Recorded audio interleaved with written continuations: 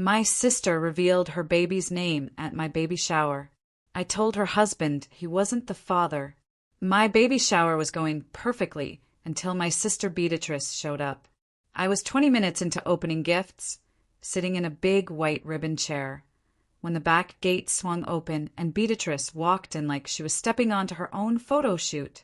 Can you imagine having your own sister, your flesh and blood, deliberately hijack your most special day, then twist the knife by making you the villain?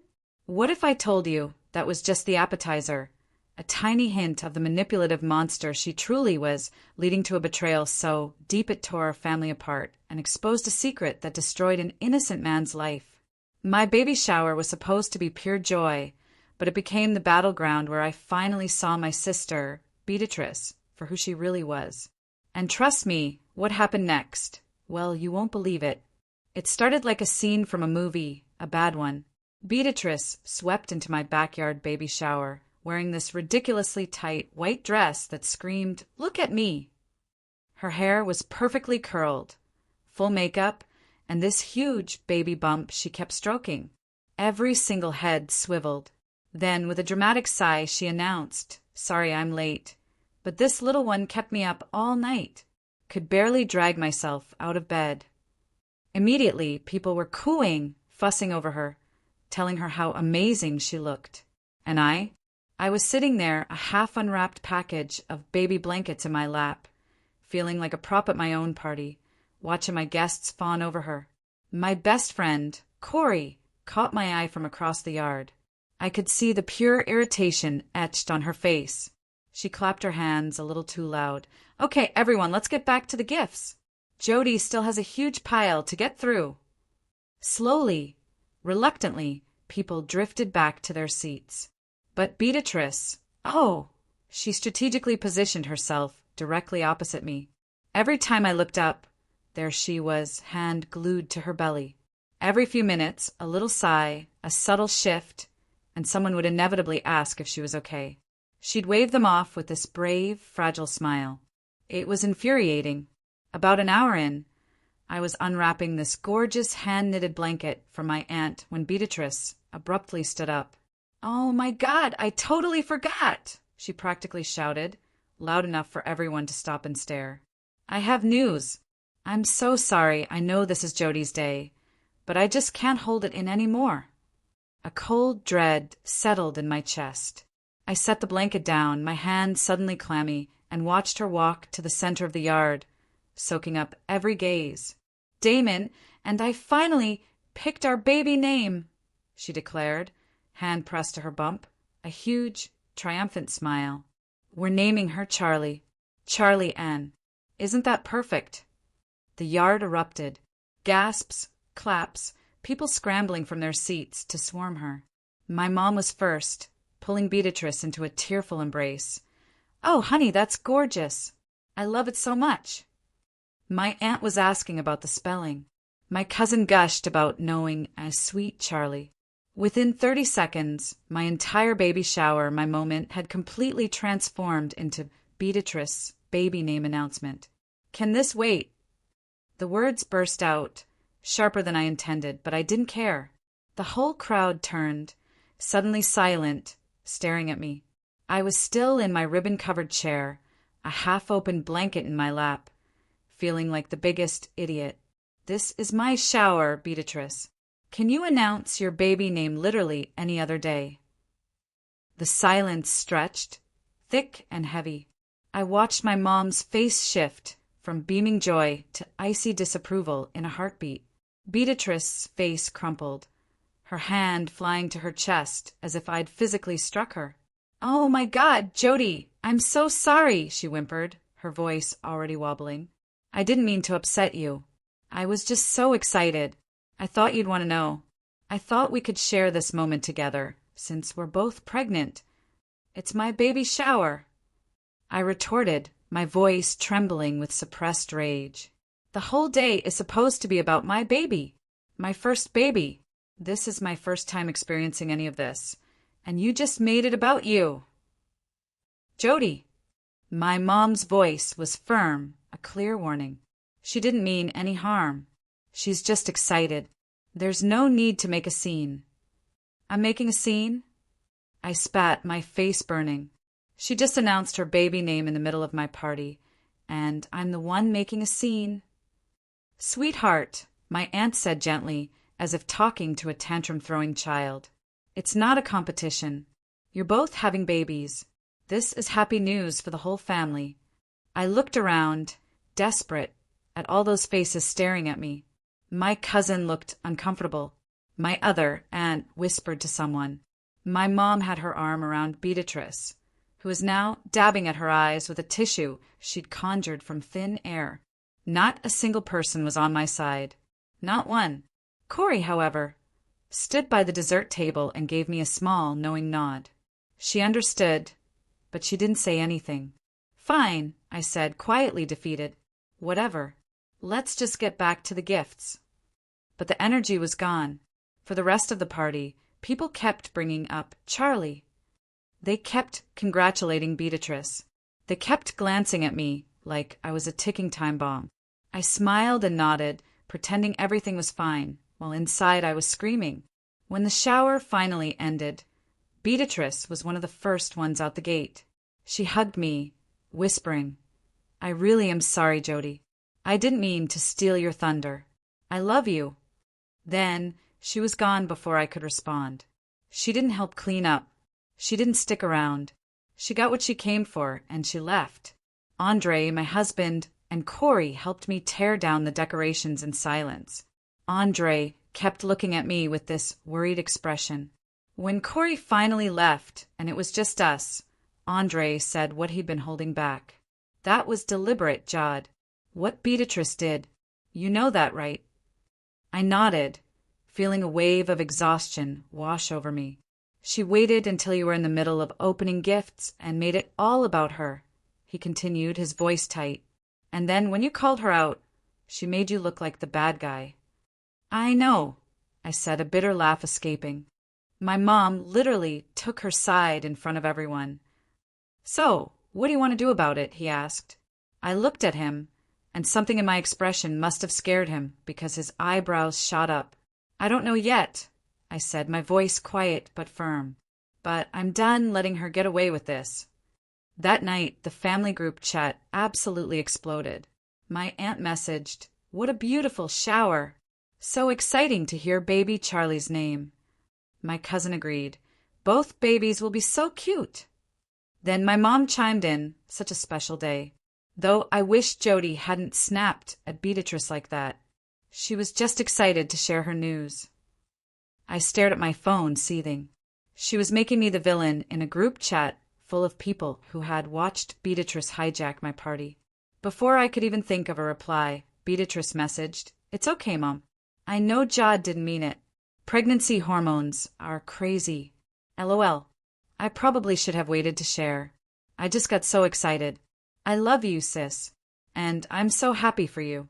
More messages poured in. My aunt calling Beatatrice gracious and mature.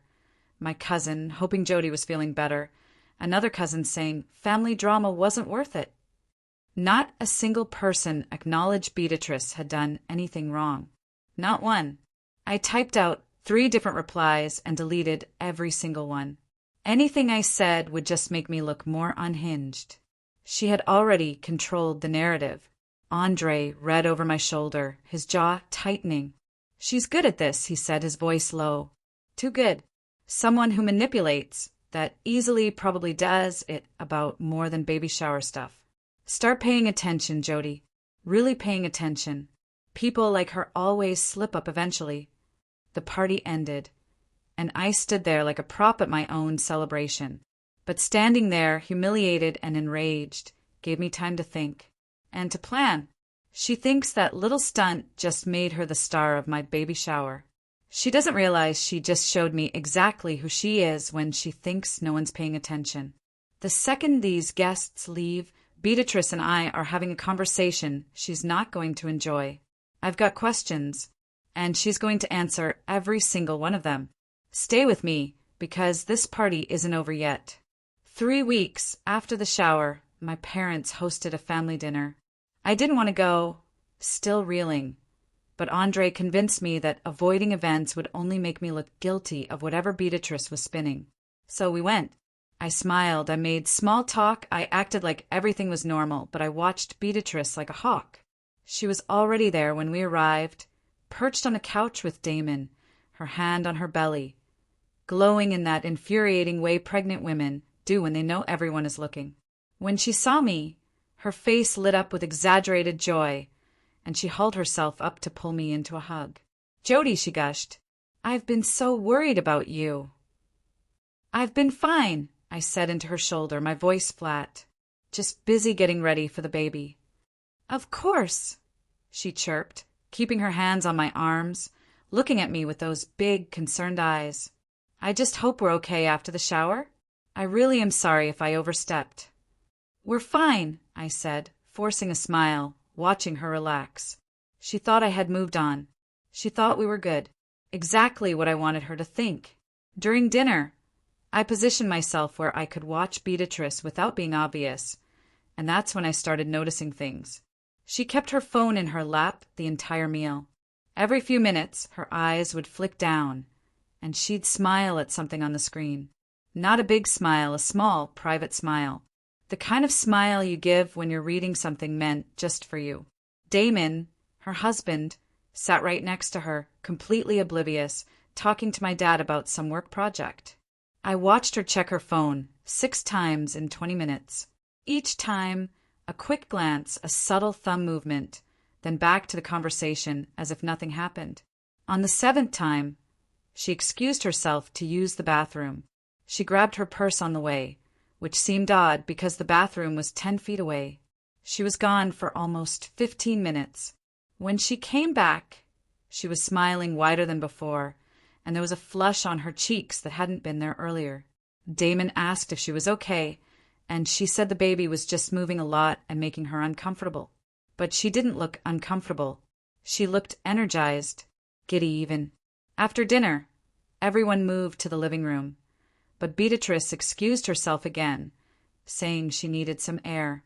I waited about 2 minutes, then announced I was going to check on her. I walked through the kitchen towards the back door, but stopped dead when I heard her voice coming from the patio. She was on the phone. I pressed myself against the wall, next to the cracked window, and listened. "I know. I miss you too," she was saying in the soft, yearning voice I had never heard her use with Damon. "You have no idea." There was a pause as the other person talked. Then Beatrice laughed quietly. "Maybe tomorrow I'll tell him I have a doctor's appointment." Another pause. "I love you too, baby. I'll see you soon."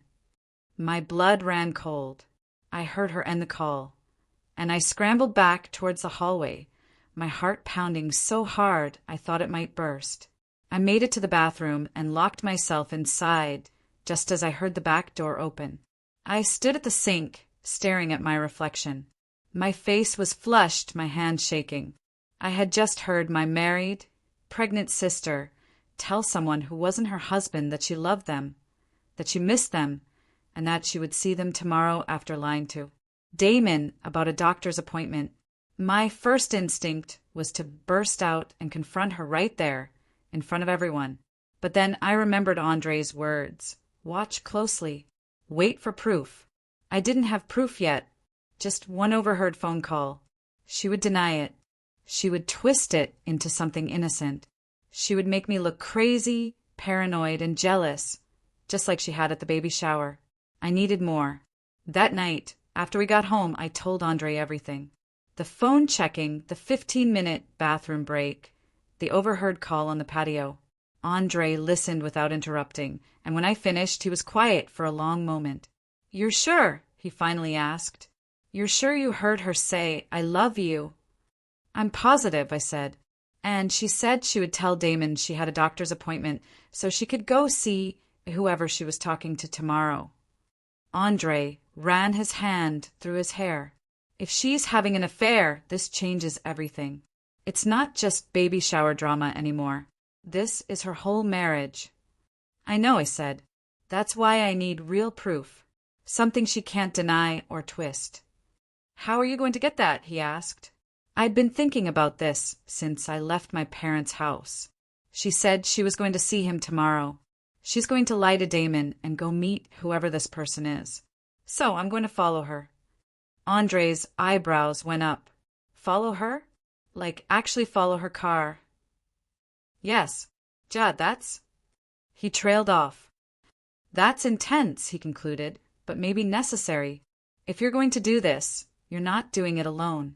I'm coming with you. He reached over and took my hand. Whatever we find, I'm with you. But we need to be smart about this. I squeezed his hand. Having Andre with me meant everything. This wasn't just my paranoia anymore. This was both of us, together, pursuing the truth. Especially because my own family had already called me jealous and unhinged in a group chat. That's the story now. Poor, pregnant Beatatrice, bullied by her bitter older sister. But Andre heard what I heard. He knows I'm not crazy. And that's enough to keep me going. She thinks she's safe because Mom took her side. She thinks a few tears bought her protection forever. She has no idea we're done reacting. We've started investigating. Next time I see her, I won't be making accusations. I'll be collecting proof. And when I have it, no amount of crying will save her. I'll be back when I find something. The next morning, Andre and I parked down the street from Beatatrice and Damon's house and waited. Damon left for work at 8:30. We watched his car disappear around the corner. Then we waited some more. At 9:45, the garage door opened and Beatrice's car backed out. She was wearing yoga pants and a loose sweater, her hair in a ponytail. She looked like she was going to the gym. She did not look like she was going to a doctor's appointment. I started my car and followed, keeping a safe distance. Andre had his phone ready to document whatever we found. Beatatrice drove for about 15 minutes and pulled into the parking lot of a yoga studio. Maybe she actually has yoga, Andre said, sounding hopeful. Maybe, I replied, but my gut churned. We parked across the street where we could see the entrance and settled in to wait. An hour passed, then another 30 minutes. I was starting to doubt myself when Beatatrice finally walked out of the studio. But she didn't go to her car.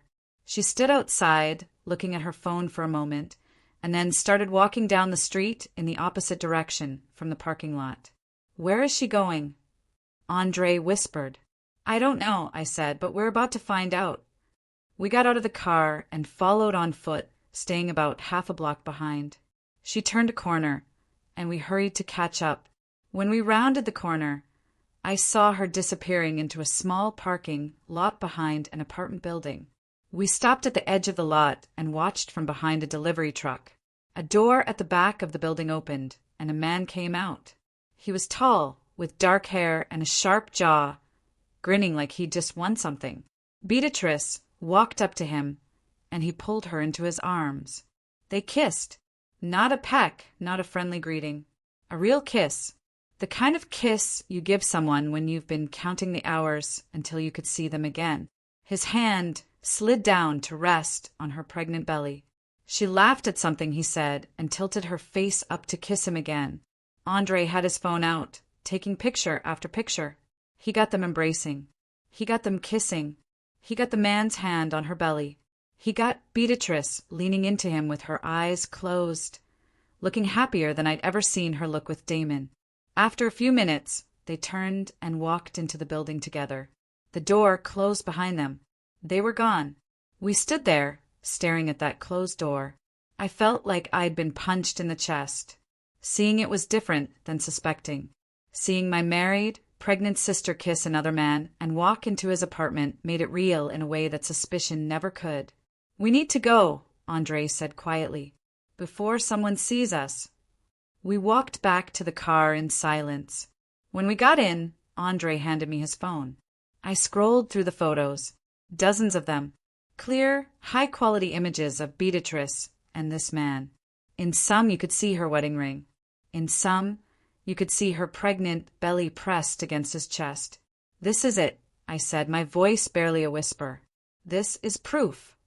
Yeah, Andre said, his voice heavy. This is definitely proof. We sat there for a while, not saying anything. Then Andre spoke up. You remember last summer when Damon went to Seattle for that big project? The Henderson account. I nodded. Damon had been gone for almost 3 weeks. Beatrice had complained constantly, posted sad selfies about missing her husband, even shown up at my house twice because she was so lonely. I've been thinking about the timeline, Andre said. Beatrice announced her pregnancy in October. She said she was 8 weeks along. If that's true, then conception would have been sometime in late August. My heart started beating faster. Damon was in Seattle in late August, I said slowly. He left around the 20th and didn't come back until almost mid-September. I remember because we were supposed to do that double date thing and he had to cancel, Andre said. The math clicked into place, a chilling, devastating realization. If Beatrice was 8 weeks pregnant in October, then she conceived in late August, when her husband was 3,000 miles away, when she was supposedly home alone, missing him. The baby might not be his, I said. The words felt like lead in my mouth. It might not be Damon's baby. Andre nodded, his face grim. That's what I've been thinking. The timeline doesn't add up. Unless she conceived right when he got back and was already further along than she thought, but doctors can tell exactly how far along you are from ultrasound measurements. If she said 8 weeks, she was 8 weeks. I looked at the photos on his phone. Beatrice smiling. Beatrice kissing. Beatrice walking into another man's apartment while her husband sat at work, thinking about the nursery he had painted. I need to talk to her first, I said. I need to hear it from her before I decide what to do. And if she denies it? Andre asked. She can't deny the photos, I said, but I want to know the full story. I want to know if she's going to tell Damon herself, or if I have to be the one to do it. Andre reached over and took my hand. Whatever you decide, I'm with you. But be careful. Beatrice is backed into a corner, and cornered animals are dangerous. I know, I said, but she doesn't know I have these yet. Right now, I have all the power. I sat in my car, staring at those photos until my screen went dark. I could send them to the family group chat right now and watch her world implode. But that's too easy. I want answers from her mouth first. She thinks she's untouchable. She thinks turning the family against me means I've got nothing left. She doesn't know I'm holding a bomb with her name on it. Tomorrow I'm showing up at her door. Just us. Beatrice tells me everything. Or I tell Damon myself. This ends now. I spent 2 days trying to figure out how to confront Beatrice. I kept looking at the photos, rehearsing what I would say, imagining her reactions. On the 3rd day, I texted her, I'm coming over. We need to talk. She responded almost immediately, is everything okay? I didn't answer. I just got in my car and drove. When I pulled up to Beatrice and Damon's house, his car wasn't in the driveway. He was at work. Perfect. I didn't want him there for this conversation. Not yet. I walked up to the front door and knocked. Beatrice opened it within seconds. She must have been watching for me. Her face was tight with worry, and she was wringing her hands. Jody, what's going on? She said. You're scaring me. Is something wrong with the baby? Is something wrong with you?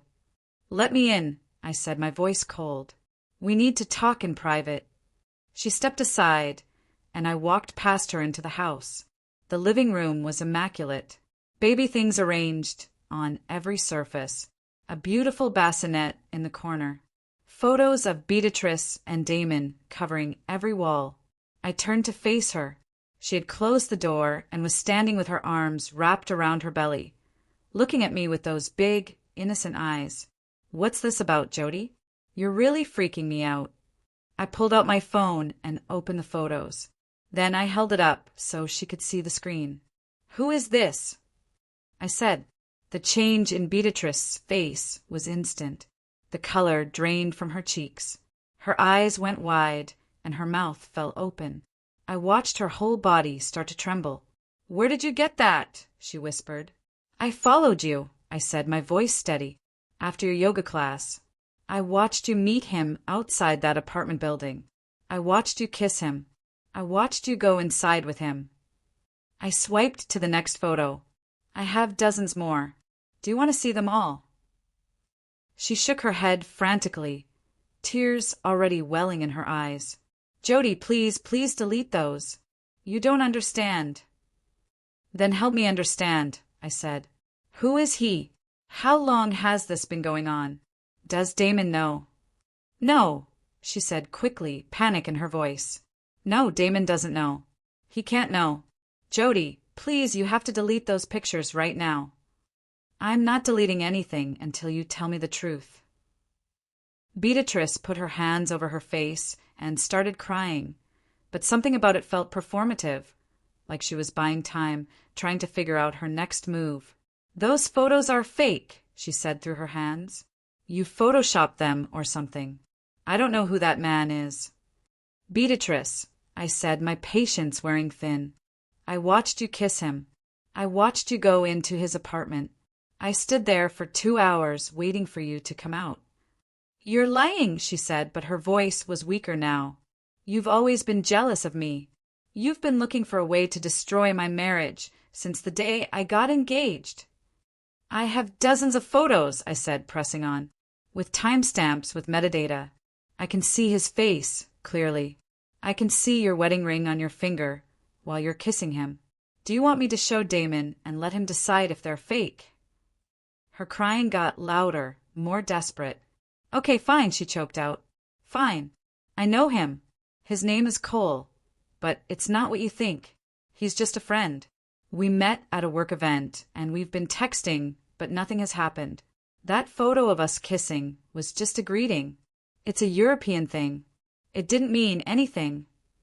A European thing. I repeated, incredulous. He had his hand on your pregnant belly. He was just feeling the baby kick. Beatrice said frantically, lots of people do that. It's not weird. And going into his apartment for 2 hours? We were just talking. I needed someone to talk to. Damon has been working so much, and I've been lonely, and Cole is a good listener. That's all it is, Jody. I swear. I stared at her. She was still trying to lie, even with the photos right in front of her. She was still trying to spin this into something innocent. I heard you on the phone, I said, my voice cutting through her panic. At Mom's house. I heard you tell him you loved him. I heard you say you would tell Damon you had a doctor's appointment so you could go see him. Beatrice's face went pale. Her mouth opened and closed. I was talking to someone else, a friend from college. You misheard. I didn't mishear anything. You're twisting everything. Beatrice shrieked, and now there was an edge of hysteria in her voice. You're taking innocent things and making them sound bad because you want to ruin my life. How long? I said, my voice hard now. How long has this really been going on? I told you nothing is going on. He's just a friend. Beatrice, my voice was ice cold. I'm not stupid, and neither is Damon. When I show him these photos and tell him what I heard, he's going to know exactly what's been happening. So, you can either tell me the truth right now, or you can wait for him to figure it out himself. Your choice. She stared at me for a long moment. I watched the fight drain out of her. Her shoulders slumped, her face crumpled, and then she started crying for real. Not the performative tears from before. These were ugly, raw, the kind of crying that comes from somewhere deep. She sank down onto the couch and curled in on herself, and I stood over her and waited. After a few minutes, she looked up at me, mascara running down her cheeks, something broken in her eyes. His name is Cole, she said quietly. We met at a work event last summer. It was supposed to be one time, but I couldn't stop. I tried to end it so many times. But every time I saw him, I couldn't stay away. Last summer. I repeated, before you got pregnant. Her face crumpled again. Jody, please don't do this. Is the baby Damon's? She didn't answer, just kept crying into her hands. Beatrice, I said, my voice harder now, demanding. Is the baby Damon's? She still didn't answer, but she shook her head slowly, side to side, almost imperceptibly. My blood went cold. Say it, I said. Say it out loud. Beatrice looked up at me, her face a mess of tears and mascara, and something that looked like relief, like she had been holding this secret so long that letting it out was almost a release. No, she whispered. The baby isn't Damon's. She's Cole's. The words hit me like a physical blow. I had suspected. I had done the math. But hearing her say it out loud was different. Hearing her admit that she knew, that she had always known, that she had let Damon paint that nursery and pick out that crib and cry at the gender reveal for a baby that was never his. How long have you known? I asked. Since the beginning, Beatrice said, her voice hollow. Damon was in Seattle when I got pregnant. He was gone for 3 weeks. I was with Cole the whole time. When I found out I was pregnant, I knew it couldn't be Damon's. The timing was impossible. So you've known for 8 months. I said slowly, you've known this entire pregnancy that the baby isn't his. Yes. And you let him believe he was going to be a father. I didn't have a choice, Beatrice said, some of the desperation creeping back into her voice. I couldn't tell him. It would destroy him. He wanted a baby so badly. He was so happy when I told him. I couldn't take that away from him. So, you decided to lie to him instead, I countered. For the rest of his life, you were going to let him raise another man's child and never tell him the truth. He loves me, Beatrice said. He loves Charlie. What does it matter whose DNA she has? He would be her father in every way that counts. It matters because it's a lie. I said, it matters because he deserves to know. It matters because you've been sleeping with Cole this entire time and letting Damon think everything is fine. Beatrice stood up from the couch and faced me. The tears were still there, but underneath them was something harder. You're not going to tell him, she said. Yes, I am, I shot back. If you don't tell him yourself, I'm going to show him those photos and tell him everything. No, Beatrice said, taking a step toward me. I saw something in her eyes I had never seen before. Pure, cold calculation. If you tell Damon anything, I will destroy your life, she said quietly. I'll tell everyone you've been unstable since you got pregnant. I'll tell them you've been having delusions and paranoid episodes.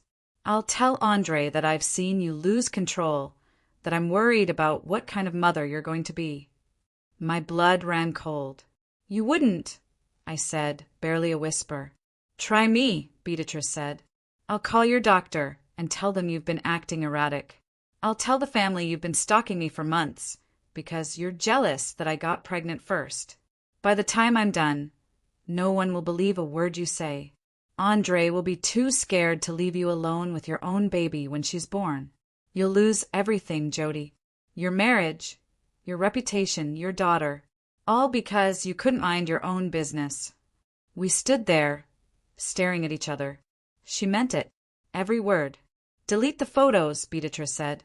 Forget this conversation ever happened, and we can go back to being sisters who tolerate each other at family events. Or keep them and watch me burn your whole world to the ground. She walked to the front door and opened it. Your choice, Jod. Choose carefully. I walked toward the door on legs that felt like they belonged to someone else.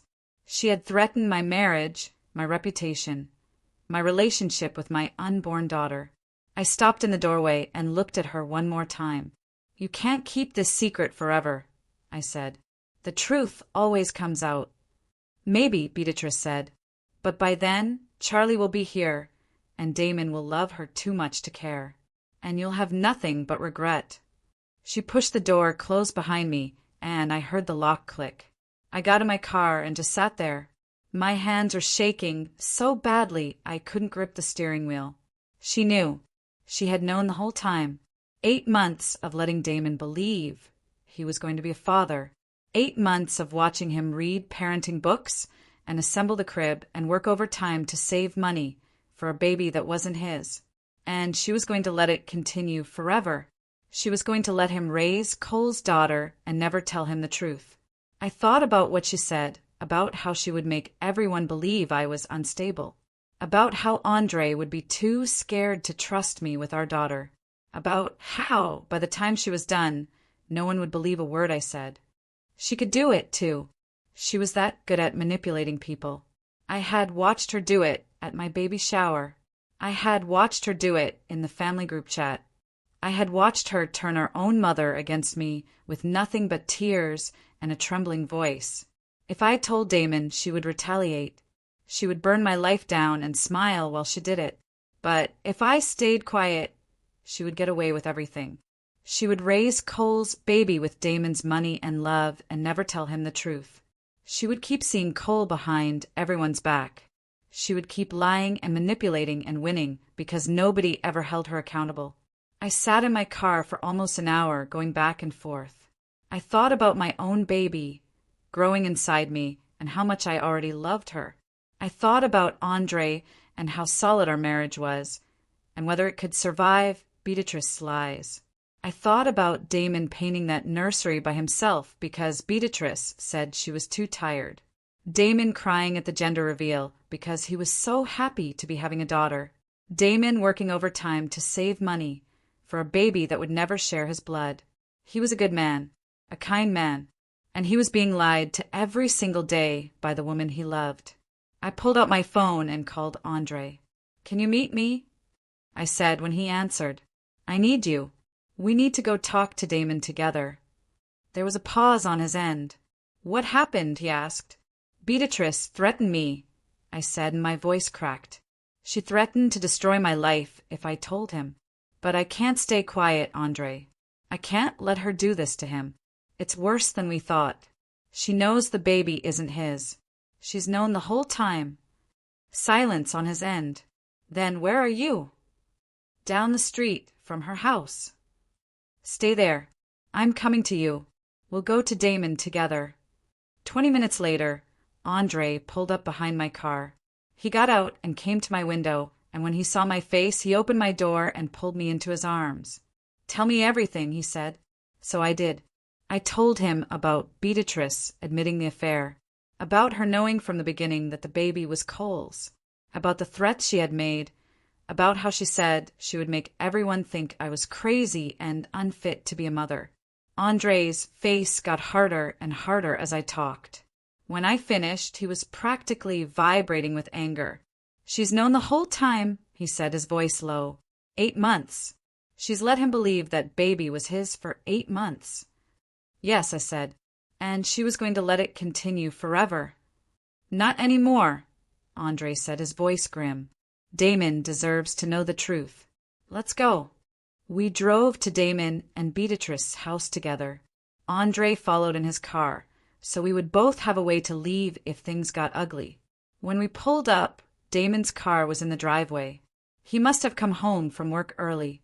Beatrice's car was gone, which meant she was probably at yoga or with Cole. Either way, she wasn't here, and that gave us time to talk to Damon alone. I parked on the street, and Andre parked behind me. We walked up to the front door together, and I rang the bell. Damon answered, looking confused. He was still in his work clothes, tie loosened, sleeves rolled up. "Jad," he said. "Andre? Hey, is everything okay?" "We need to talk to you," I said. "Can we come in?" "Yeah, of course," he said, stepping aside. "Beatrice isn't here. She had yoga tonight." My stomach twisted.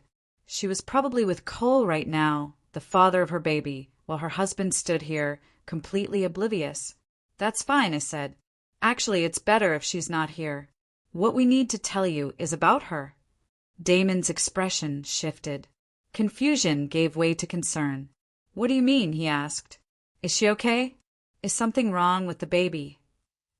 "Damon," I said, trying to keep my voice steady, "you should sit down." "You're scaring me," he said.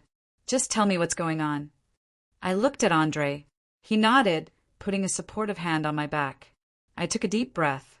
"I found out something about Beatrice," I said. "Something she's been hiding from you. From everyone." "What kind of something?" Damon asked, his hands clenched at his sides. "She's been having an affair." The words hung in the air. Damon's face went blank. He stared at me like I had spoken in a language he didn't understand. "That's not funny," he said finally. "I'm not joking," I said. "I have proof. Photos. I followed her after her yoga class, and I saw her with another man." "That's insane," Damon said, but his voice was weaker now. "Beatatrice wouldn't do that. She loves me." "I know this is hard to hear," I said, "but I saw it with my own eyes. Andre was there, too. We both saw it." Andre stepped forward. "I took the pictures myself," he said. "We followed her to an apartment building. She met a man outside. They kissed. She went inside with him." He pulled out his phone and opened the photos. "I'm sorry, Damon. I really am. But you needed to know." Damon took the phone with shaking hands. I watched his face as he looked at the first photo. The color drained from his cheeks. He swiped to the next one and the next. His jaw clenched tighter and tighter. His breathing got heavier. When he got to the photo of the man's hand on Beatrice's belly, he made a sound like someone had punched him in the stomach. He lowered himself onto the couch slowly, like his legs couldn't hold him anymore. He kept staring at the phone, kept swiping through the photos, his face cycling through disbelief, devastation, and something that looked like his whole world crumbling. "When were these taken?" he asked, his voice barely a whisper. "A few days ago," I said, "after her Tuesday yoga class." "Who is he?" Damon asked. "His name is Cole," I said. When I confronted Beatrice about it, she admitted everything. She said they met at a work event last summer. Damon looked up from the phone, his eyes red and wet. "You confronted her," he said. "You knew about this, and you went to her first instead of coming to me?" "I wanted to give her a chance to tell you herself," I said. "I told her she had a week, but then she threatened me. She said if I told you, she would destroy my life. She said she would tell everyone I was unstable, that I was unfit to be a mother, that she would make sure no one believed anything I said." Damon's face twisted. "She threatened you," he said, "to keep you from telling me the truth." "Yes," I said, "but I couldn't stay quiet. You're a good person, Damon. You didn't deserve to be lied to." Damon handed the phone back to Andre and put his face in his hands. He sat there for a long moment, not moving, not speaking, just breathing. When he finally looked up, his eyes were wet, but his voice was steady. "Last summer," he said. "This started last summer. I was in Seattle last summer for 3 weeks." "I know," I said quietly. I knew what was coming. I knew the question he was about to ask, and I knew I had to tell him the truth, even though it was going to destroy him. "Which means—" Damon started, then stopped. I watched the realization creep across his face. "The baby," he said. "Charlie, if this started before she got pregnant, then—" He couldn't finish the sentence. He just looked at me with desperate hope in his eyes. Hope that I was going to tell him he was wrong, that his daughter was still his daughter, that this nightmare had limits. I couldn't give him that. "Damon," I said, my voice gentle, "when I confronted Beatrice, I asked her if the baby was yours." He stared at me, waiting, hoping. She said no. The word landed like a bomb.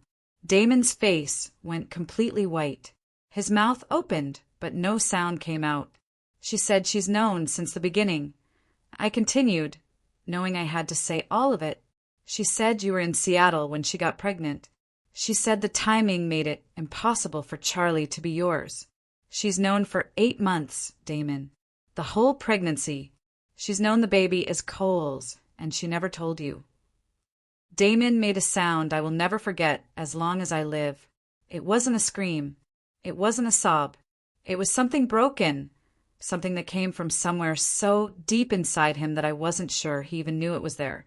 He stood up from the couch and staggered like he was drunk. He grabbed the mantel to steady himself, and his hand knocked into the row of photos displayed there. Him and Beatrice on their wedding day. The two of them at the gender reveal, holding pink balloons. A sonogram picture in a frame that said, "Daddy's girl." He picked up the sonogram and stared at it. His hands were shaking so badly the frame was rattling. She knew, he said, his voice barely a whisper. She knew the whole time. Yes, I said, and she let me believe. He couldn't finish. He just stood there, holding the sonogram and shaking. I painted the nursery, he said. I picked the crib. I read all those books. I went to every appointment. I held her hand at the gender reveal. And I cried because I was so happy I was having a daughter. His voice cracked, and the whole time she knew. She knew, and she let me fall in love with a baby that was never mine. He put the sonogram down carefully, too carefully, like he was afraid if he moved too fast, he would shatter along with everything else. Then he walked to the window and stood there, staring out at the driveway. She'll be home soon, he said. She always gets back from yoga around 7. I looked at the clock on the wall. It was 6:45. Do you want us to leave? I asked. No, Damon said without turning around. I want you to stay. I want her to see you here when she walks in. I want her to know that I know everything. We waited in silence, Andre and I sat on the couch while Damon stood at the window like a statue. The minutes ticked by. 6:50, 6:55, 7 o'clock. At 7:03, we heard a car pull into the driveway. Damon's whole body went rigid. We heard the garage door open and close. We heard footsteps in the mudroom. Then the door to the living room swung open and Beatatrice walked in. She was wearing her yoga clothes, her hair pulled back in a ponytail, and she was smiling. The smile died the second she saw us. Her eyes went from me to Andre to Damon, standing at the window with his back to her. I watched the color drain from her face as she realized what was happening. "What's going on?" she said, her voice high and tight. "Damon, why are they here?" Damon turned around slowly. His face was a mask, completely blank, completely controlled. "Close the door, Beatatrice," he said. "What about?" she said, trying to sound casual, but I could see her hand shaking. "Why are Jod and Andre here? What's happening?" "Close the door," Damon said again. And this time there was something in his voice that made Beatatrice flinch. She closed the door behind her and stood there with her back against it, like she was ready to run. "I know," Damon said. 2 words. That's all it took. Beatrice's face crumpled. "Know what?" she said weakly. "Don't," Damon said, and his voice cracked. "Don't lie to me again. I've seen the photos. I know about Cole. I know you've been seeing him for almost a year." He paused, and his whole body seemed to tremble with the effort of saying the next words. "And I know Charlie isn't mine." Beatrice made a sound like all the air had been sucked out of her lungs. She looked at me with pure hatred in her eyes.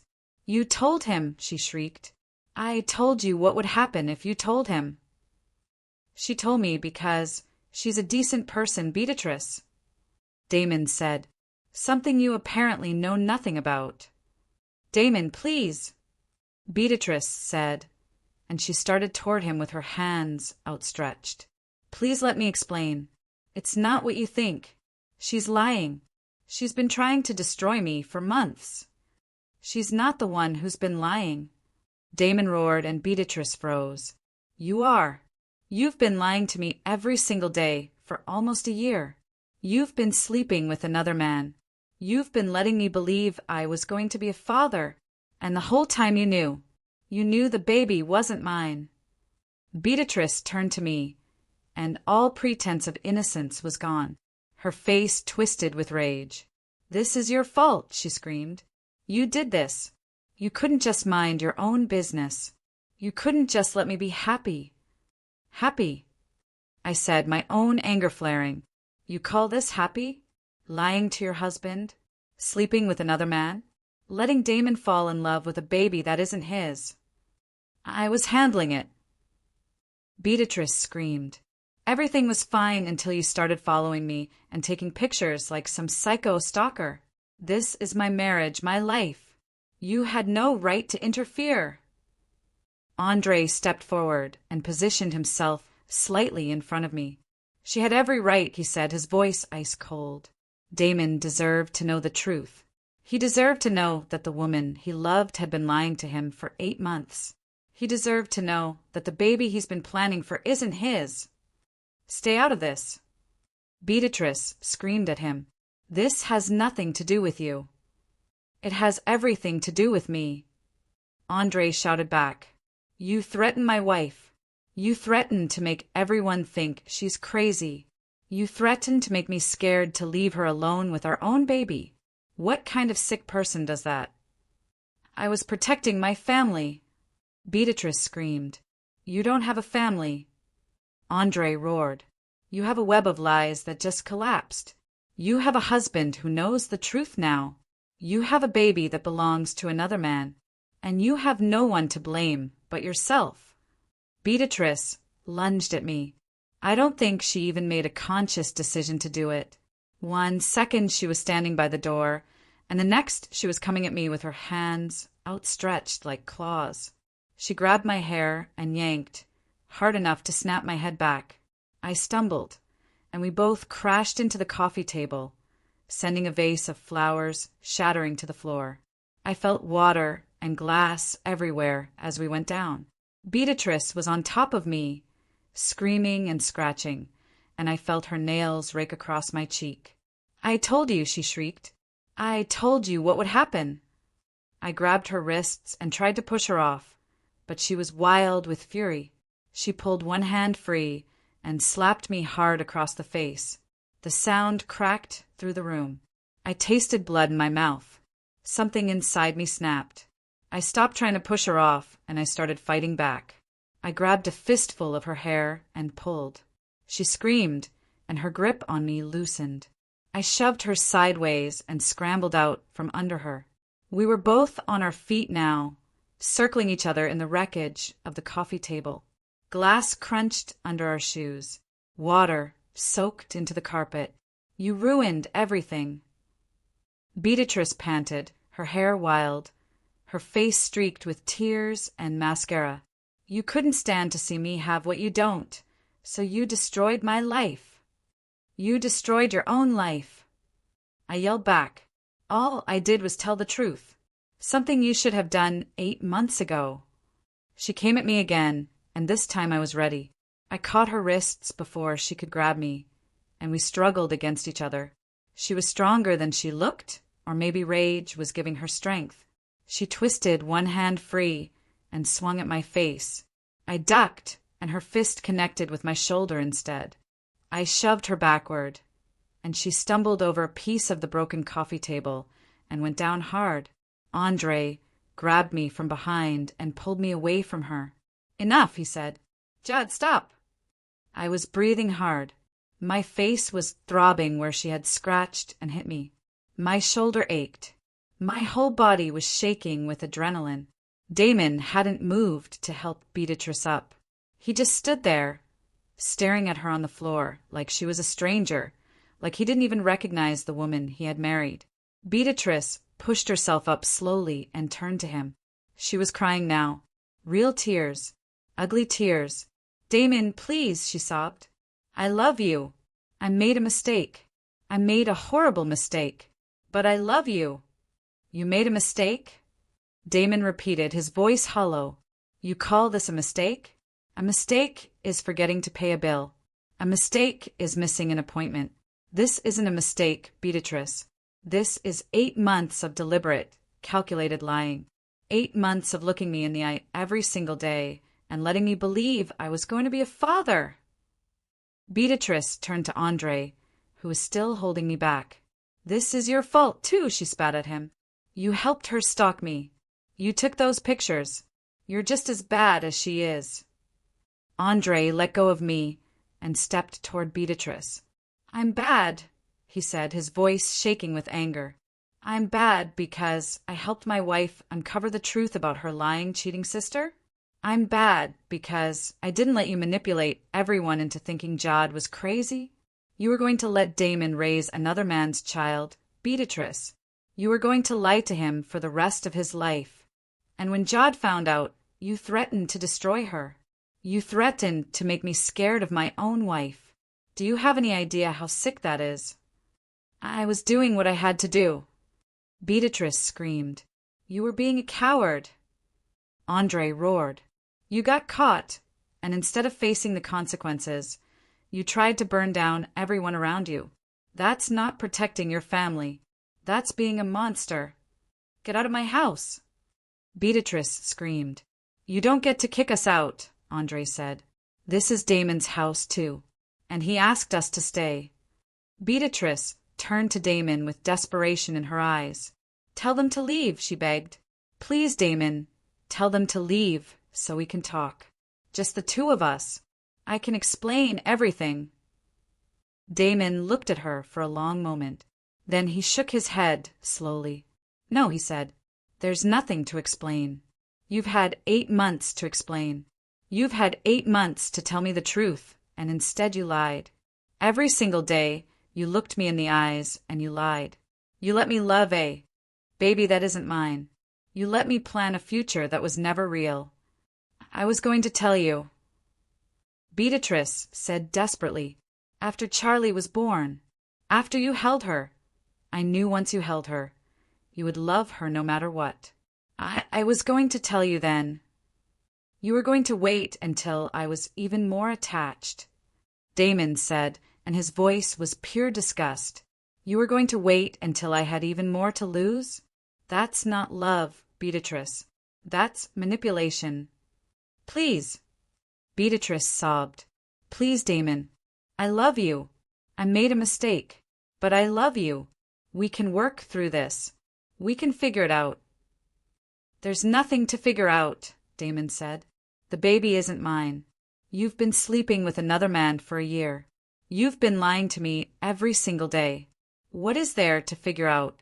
We can go to counseling. Beatrice said frantically. We can see a therapist. Couples work through things like this all the time. Couples work through affairs, Damon said. They don't work through 8 months of letting someone believe they're going to be a father when you know they're not. That's not an affair, Beatrice. That's a level of deception I can't even wrap my head around. He walked to the front door and opened it. Get out. What? Beatrice said. I want you out of this house tonight. I don't care where you go. To your mom's, to Cole's. I don't care, but you can't be here anymore. You can't kick me out. Beatrice said, I'm pregnant. You're pregnant with Cole's baby, Damon said. Maybe he should be the one dealing with this. Maybe he should be the one watching you, cry and beg. I'm done, Beatrice. I'm done being lied to. I'm done being manipulated. I'm done being made a fool of in my own house. Damon, please. Beatrice reached for him one more time, and he stepped back. Don't touch me, he said. Don't ever touch me again. I don't know who you are anymore. I don't think I ever did. He gestured toward the open door. Get out. Beatrice looked around the room. At me, with blood on my cheek and water staining my clothes. At Andre, standing between us like a guard. At Damon, holding the door open, with utter devastation written all over his face. At the destroyed coffee table and the shattered vase and the family photos still sitting on the mantel. Something in her seemed to collapse. Her shoulders dropped. Her face crumpled. She stopped fighting. Fine, she whispered. Fine, I'll go. She walked toward the door on shaky legs. When she reached Damon, she stopped and looked up at him. I did love you, she said quietly. Whatever you think of me now. I did love you. Damon didn't respond. He just stood there, holding the door. Beatrice walked out into the night. A few seconds later, we heard her car start and pull out of the driveway. The headlights swept across the windows, and then she was gone. I never sent that apology. So that's what happened. It was brutal, raw, and absolutely heartbreaking to watch Damon go through that. But sometimes the truth, no matter how painful, is the only way forward. What would you have done in my place? Have you ever faced such deep betrayal from someone you loved? Tell me what you think in the comments below. I really want to know.